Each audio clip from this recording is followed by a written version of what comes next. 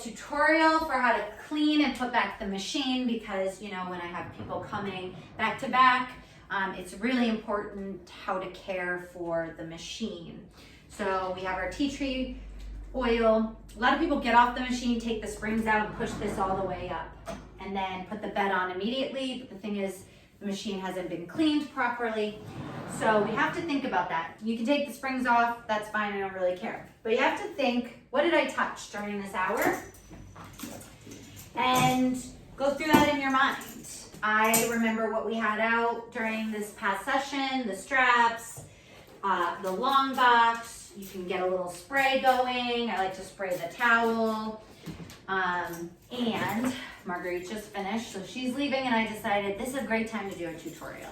Okay, so I wipe in the handles. See ya! Wipe in the handles. And you know, to be honest, I do the rope too.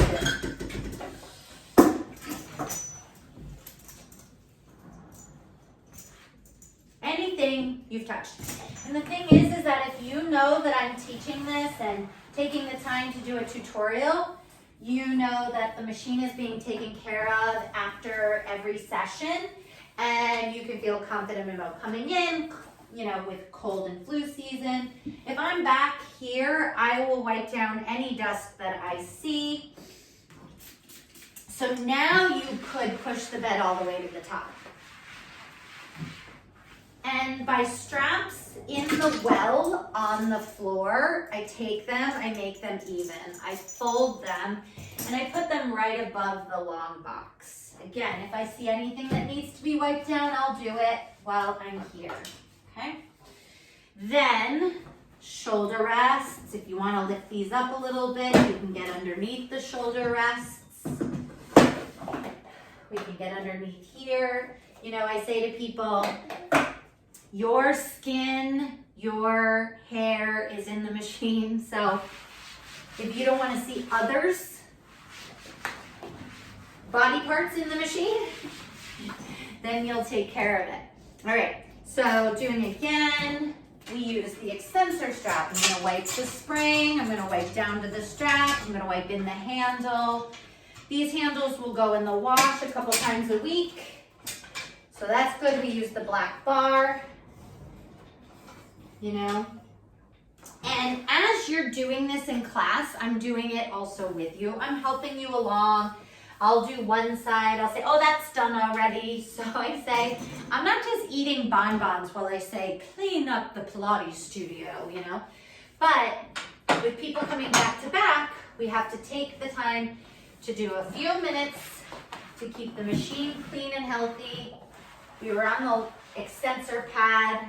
I'm also using good form. I'm squatting, stabilizing my hands, and wiping down. Now I'm making this because I'm getting new clients who have never been on the reformer or haven't put a machine away themselves. So foot bar, it gets guided down. So this is like a lawn chair. I know I'm out of the camera now, but if you're at a beach or a resort, you would lie flat, you'd slide that down. We don't want dragging, that breaks the machine.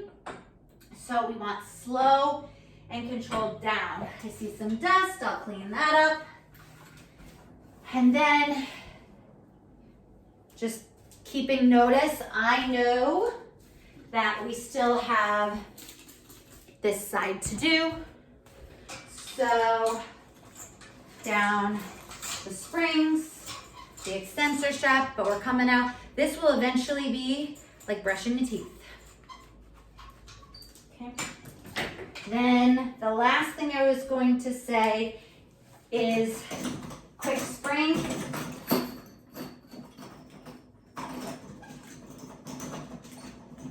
All right, and then we're ready to put the bed on. If you go with the bed first, you miss all of the pieces underneath the machine and in the rails. Carriage.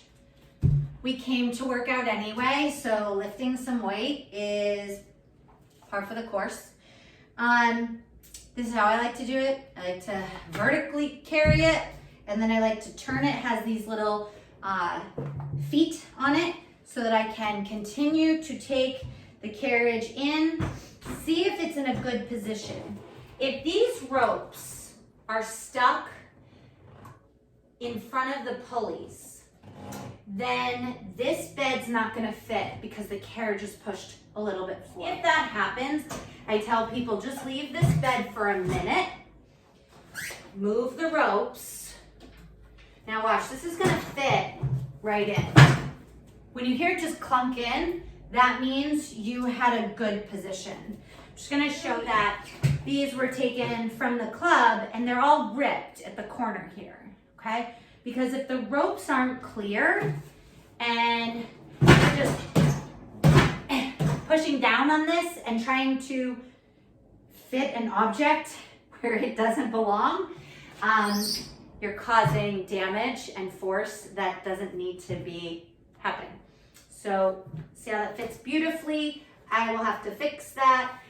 All of the carriages do that because I don't think it comes to the forefront of the mind of why that bed doesn't fit. And that's partially some of the other stuff I'll be talking about, is that our brains are like somewhere else. Like we're not here the whole time.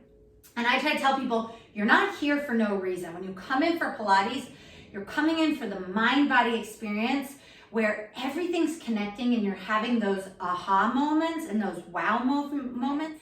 But I really think we're rushing, blinders are on. If something's not working, like it doesn't matter what it is. If your workouts aren't working, if your products aren't working, if your diet's not working, you like, stop doing it. Just stop for a second. First, ask a professional, but stop and think. Look around and say, oh, this is in the way.